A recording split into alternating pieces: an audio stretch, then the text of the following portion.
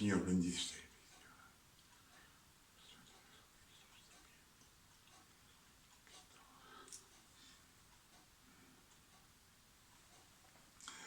Bonsoir à vous tous et bienvenue dans l'église des révélations. Une fois de plus, je suis parmi vous et je me réjouis.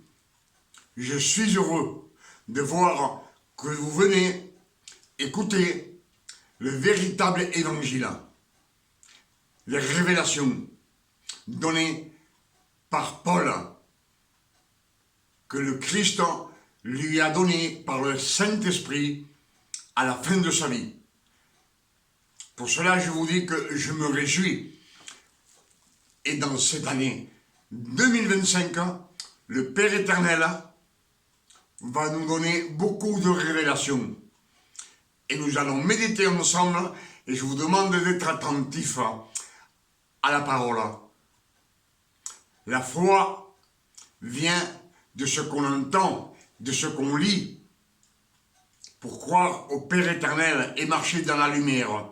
Pour cela, ce soir, je vous salue au nom de notre Père éternel et je vous salue au nom de notre Sauveur Emmanuel le Christ.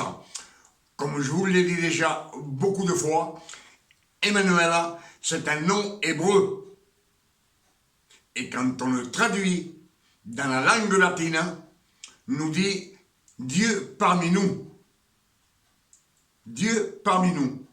C'est le vrai nom du Christ. Emmanuel le Christ. Amen. Et ce que nous allons méditer ce soir, c'est ce que le Père éternel a fait pour ses fils. Alors je vous demande d'être attentif à la parole. Quand on est attentif à la parole, on reçoit à 100%. Si vous avez vos pensées à gauche ou à droite, vous n'allez rien recevoir. Amen. Alors, je vous en supplie que vous soyez attentifs. Les nouvelles révélations, c'est très sérieux. Il faut les apprendre quand on les entend prêcher pour le prêcher au monde entier. Il faut les prêcher au monde entier. Amen.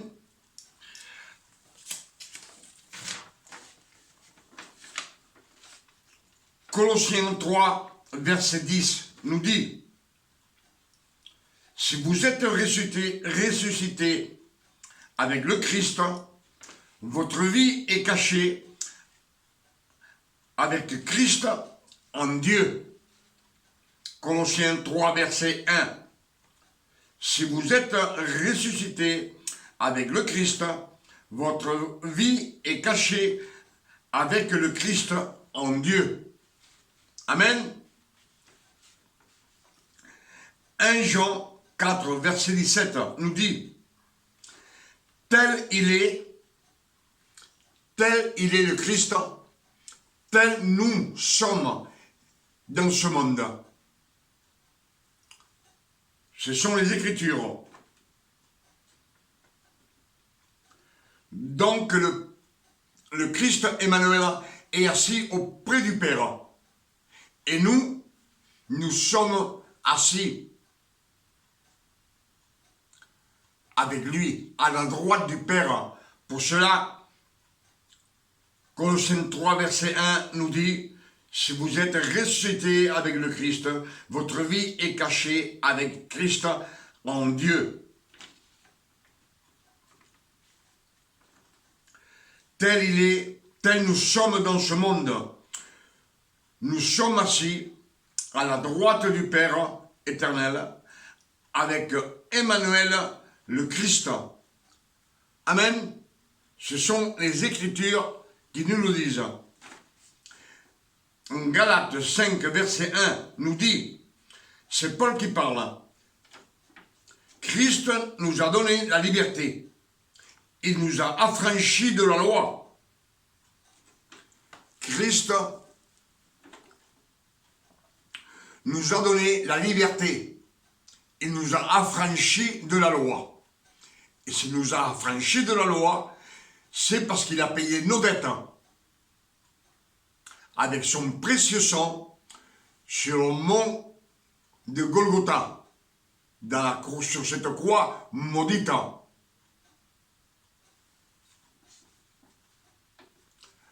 Amen. Ce sont les Écritures qui le disent. Quand je dis la croix maudite, parce que dans les Écritures, il nous dit « Maudit soit l'homme qui est pendu au bois ». Et le Christ a été pendu au bois par notre faute pour nous racheter à nous de la mort. 1 Corinthiens 10, verset 3 nous dit, c'est encore Paul qui parle, tout est permis, mais tout n'est pas utile. Tout est permis pour les fils de Dieu, mais tout n'est pas utile. Tout est permis, mais tout ne nous édifie pas. Tout ne nous édifie pas devant le Père éternel. Mais tout est permis. Pour cela, comme nous sommes assis auprès du Père, parce que dans les Écritures, il nous dit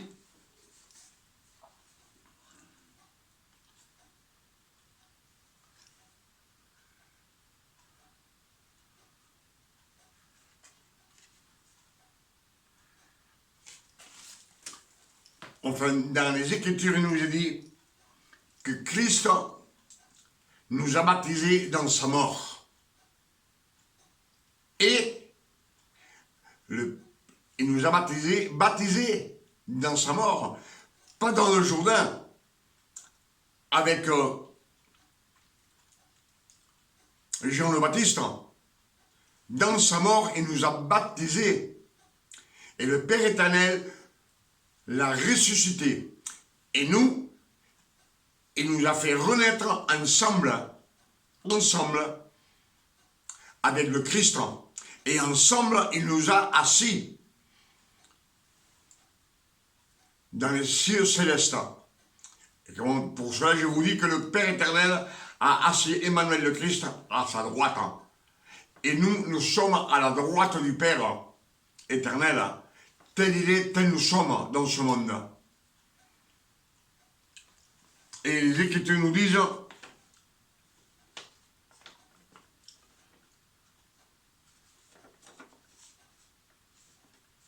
qu'il nous a affranchis. Il nous a affranchis de la loi. Galates 5, verset 1.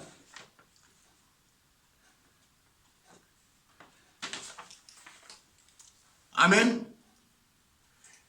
Et une fois qu'on a été racheté de la loi, que, comme nous disons, Colossiens 3, verset 1, votre vie est cachée avec le Christ en Dieu.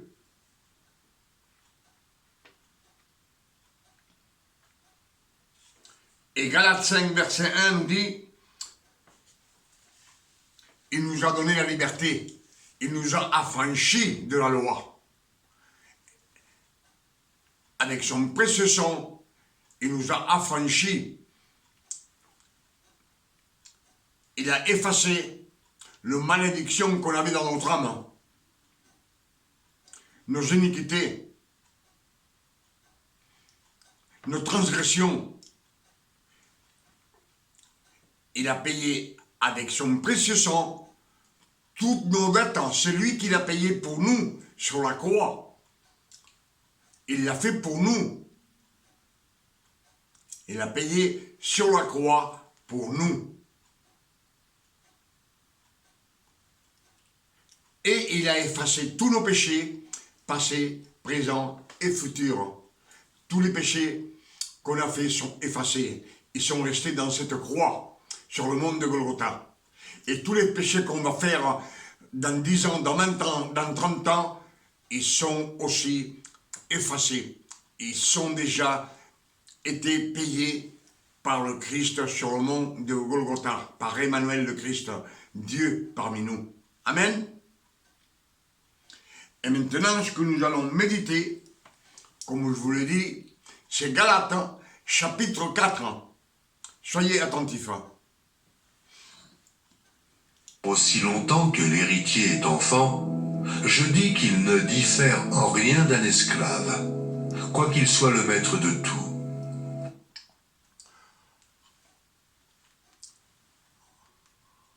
Or, aussi longtemps que l'héritier est un enfant, je dis qu'il ne diffère en rien d'un esclave, quoi qu'il soit le maître de tout. Amen. Et dans la loi, ce sont des enfants, ce n'est pas des fils.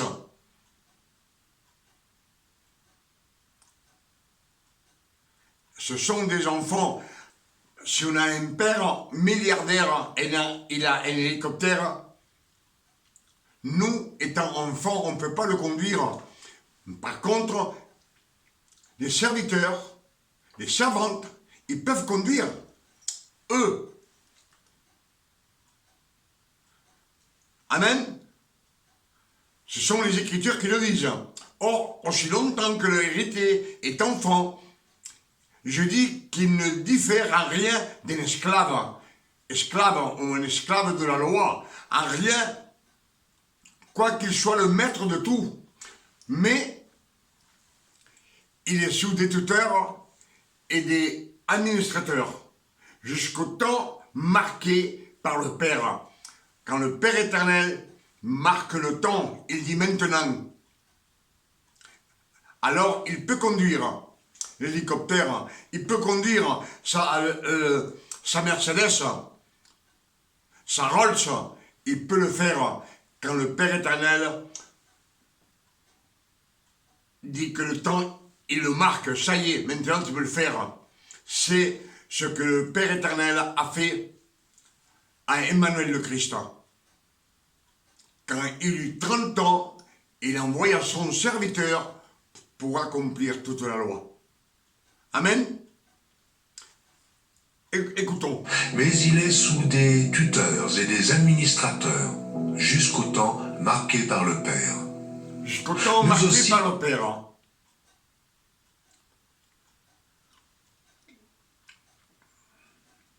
De la même manière, lorsque nous étions enfants, nous étions sous l'esclavage des rudiments du monde. Amen. Mais lorsque les temps ont été accomplis, Dieu a... Nous aussi,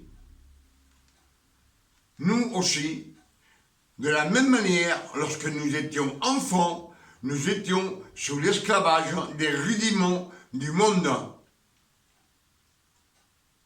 Quand on était enfant, on n'était pas fils, on était enfant. Mais lorsque envoyé son Fils, né du... Nous étions sous l'esclavage des rudiments du monde. Mais lorsque les temps ont été accomplis, Dieu a envoyé son Fils, né d'une femme, né sous la loi, afin qu'il rachetât ceux qui étaient sous la loi. Amen. Là, le chapitre 5 de Galates, chapitre 4, verset 5, nous dit, afin qu'il racheta ceux qui étaient sous la loi, afin que nous reçussions l'adoption de fils. L'adoption de fils. Amen. Dans les Écritures, il nous dit que quand les temps furent accomplis, le Père éternel envoya son Fils Jésus. Mais Fils Jésus, c'est des noms latins. C'est les latins qui ont mis ce nom sur la Sainte Bible. En général, dans les Écritures, dans la vérité, il dit, lorsque les temps furent accomplis, le Père éternel envoya son serviteur, Emmanuel le Christ, né d'une femme née sous la loi, afin qu'il rachète tous ceux qui sont sous la loi, afin que nous reçussions l'adoption de fils. Afin que nous reçussions l'adoption. Et parce que vous êtes fils, Dieu a envoyé dans nos cœurs l'esprit de son Fils. Dieu a envoyé dans nos cœurs l'esprit d'Emmanuel le Christ. Emmanuel le Christ, Emmanuel c'est Dieu parmi nous, c'est le Père éternel. On sait que le Père éternel, Dieu, la parole et le Saint-Esprit, trois. Et Emmanuel le Christ, comme on dit Dieu parmi nous, Emmanuel de chair et de sang, à la parole et le Saint-Esprit avec lui. Il a deux parties du Père. Alors il y a Emmanuel, la parole et le Saint-Esprit. C'est toujours le Père éternel. Amen. Je pense que vous êtes d'accord avec les Écritures, même si vous n'êtes pas d'accord avec moi. Afin qu'il racheta ceux qui étaient sous la loi, afin que nous reçussions l'adoption de fils. Et parce que vous êtes fils de Dieu, il a envoyé dans nos cœurs l'esprit d'Emmanuel le Christ, le Saint-Esprit dans nos cœurs. C'est le monde entier connaît le nom de Dieu. C'est pour le monde entier que l'Esprit de Dieu est dans leur cœur.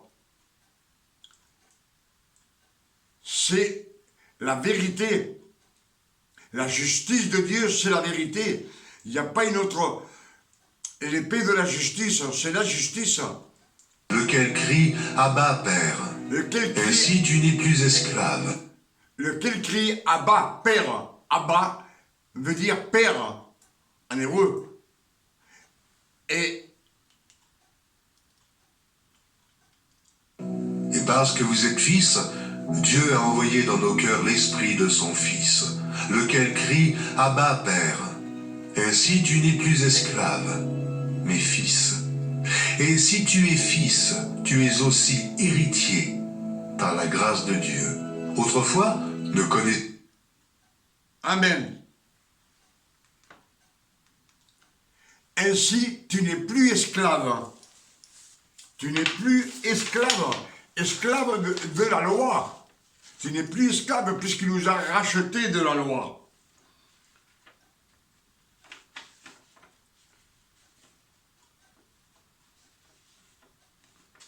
Galates 5, verset 1 nous dit, c'est Paul qui parle, Christ nous a donné la liberté, il nous a affranchis de la loi.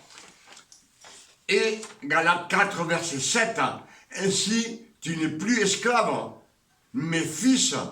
Et si tu es fils, tu es aussi héritier par la grâce de Dieu. Amen. Comme nous disent autrefois, ne connaissant pas Dieu, vous serviez des dieux qui ne sont pas de leur nature. J'arrive pas à voir, j'ai la vidéo en face. Mais ce sont les Écritures qui nous parlent que nous sommes des fils de Dieu. Et quand on est fils de Dieu, on n'est plus sous la loi, on n'est plus serviteur, on n'est plus disciple, on est fils de Dieu. Fils de Dieu. Et comme ils nous disent les Écritures, que ainsi est venu le Christ, non pour être servi,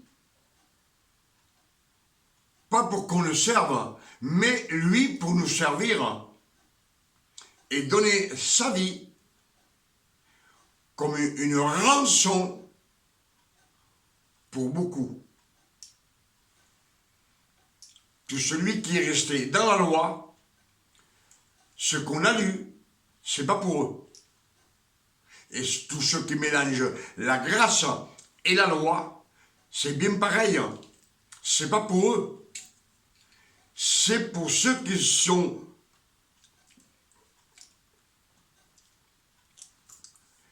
que le Père éternel nous a fait renaître de nouveau. Quand on renaît de nouveau, on est né comme des petits-enfants, même qu'on soit un homme, mais on renaît de nouveau, on n'a aucun péché dans notre âme, comme un petit bébé.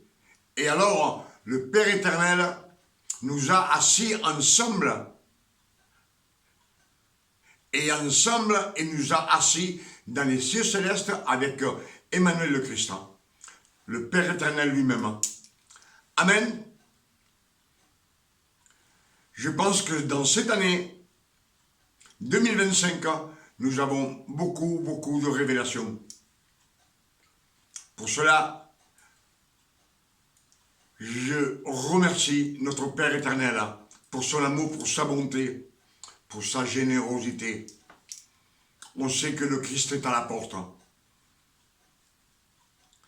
Pour cela, je demande au Père éternel, au nom de notre Sauveur Emmanuel le Christ,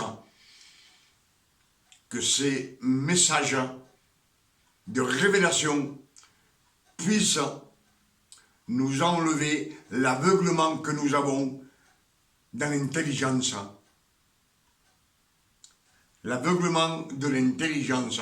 Chaque fois, je vous le dis, que dans 2 Corinthiens 4, verset 3, ils nous disent les Écritures, si votre évangile est voilé, avec un voile, que vous ne voyez pas, il est voilé pour ceux qui périssent, pour les incrédules. Car le Dieu de ce siècle, c'est Satan. Il a aveuglé l'intelligence du monde entier, afin qu'il ne vise pas la splendeur, briller la splendeur des évangiles. Pour cela, comme je vous les ai dit, c'est cette Bible que nous, on s'instruit depuis 1745 ans, c'est la traduction des latins, des catholiques. Ils ont tout changé. Emmanuel le Christ, on lui a donné le nom de Fils de Dieu. Dieu n'a pas de fils. Maintenant, il a des fils. Il a des millions de fils de nos jours. Pour cela, il nous dit, j'ai créé le destructeur. J'ai créé le destructeur. Le destructeur, c'est Emmanuel le Christ. Je l'ai créé. Ce n'est pas son fils, il a été créé comme nous. Nous avons été créés. Et quand il dit, le Christ, c'est l'élu. L'élu. Le choisi. Et Dieu n'a pas de fils. Il l'a choisi sur la terre. Lui, il a tout, comment vous dirais-je, tout préparé à l'avance. Il sait que le Christ doit naître d'une femme. Pour cela, nous dit Ésaïe 42, verset 1, je vous envoie mon ouvrier, c'est pas mon fils qui l'envoie, mon ouvrier, en qui j'ai mis mon esprit, l'élu, le choisi, le oint, le préféré, il l'a élu.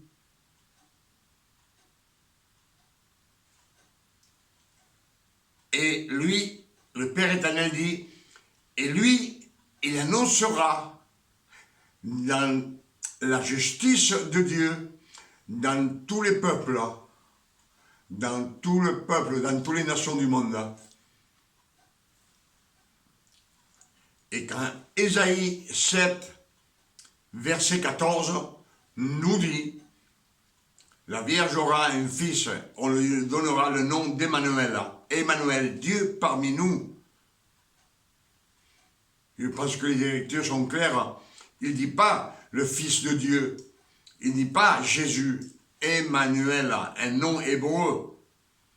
Vous savez que Ésaïe, c'est 700 ans avant la résurrection, la naissance du Christ. Et le Père éternel, quand il met la parole a été faite chair, il la met dans le corps d'Emmanuel, Dieu parmi nous. Et le Père éternel, 700 ans avant qu'il naisse, le Christ, il n'allait pas donner un nom latin dans ce corps où lui a choisi, et il a dit sa parole. Il n'avait pas donné un nom latin, un nom catholique, Jésus. Je pense que la vérité, quand on médite les Écritures, il n'y a pas de problème. Le Père éternel nous donne des grandes révélations. Et dans cette année 2025, il est en train de nous gâter de révélations, afin que nous puissions les prêcher au monde entier, que le monde entier sache la vérité de ce que Dieu, le Père éternel, est venu faire sur la terre. C'est lui qui a travaillé pour nous. 6000 ans. Et il travaille encore jusqu'à la fin des temps pour nous, pour ce Fils.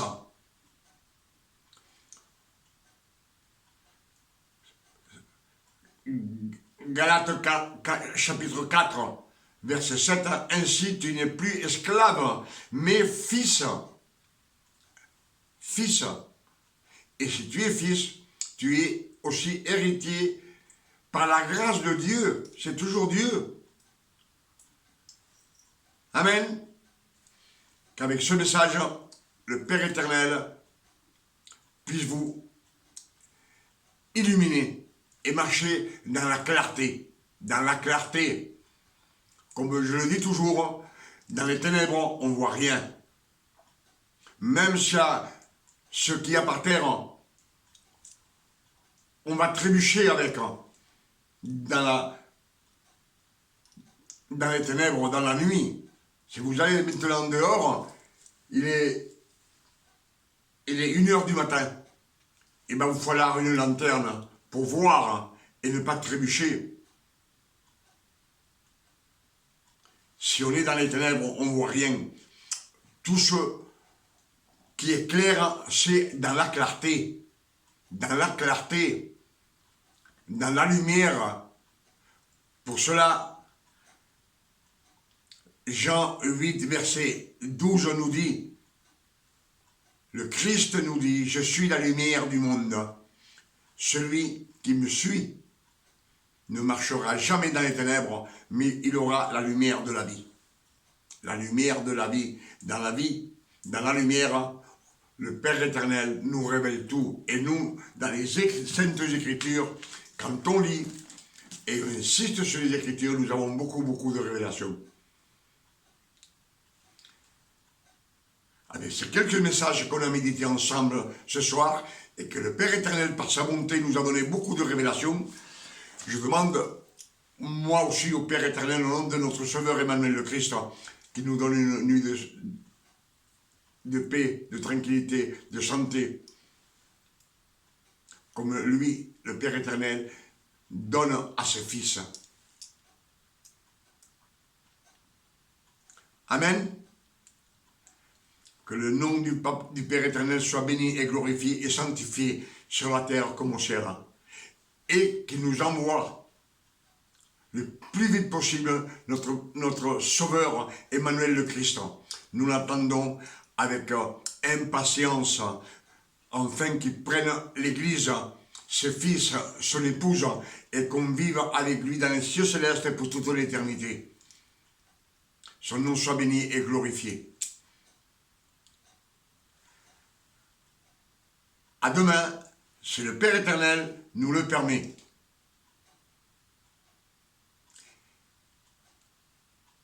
Que Dieu vous bénisse et qu'il vous garde. Amen.